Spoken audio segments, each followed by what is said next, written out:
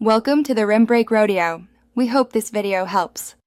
In this video, I will explain how to make a Word format resume.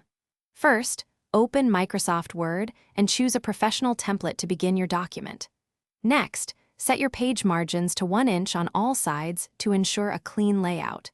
For readability, select a clear font such as Calibri or Arial. Remember to use a font size of 11 or 12 points for the main text, keeping it easy to read. Now, let's focus on the essential sections. Start with your contact information, placing it prominently at the top.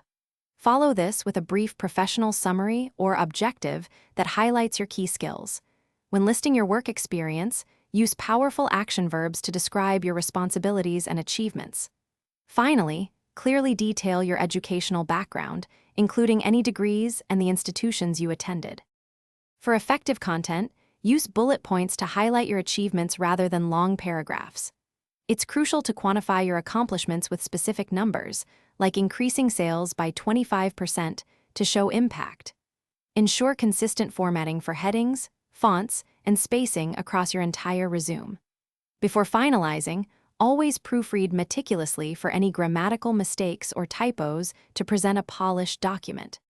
Before you send your resume, perform a thorough final review.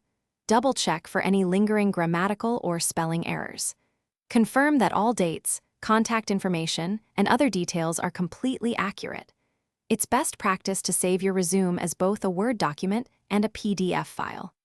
Finally, use a professional and descriptive file name, such as John Doe Resume, for easy identification by potential employers.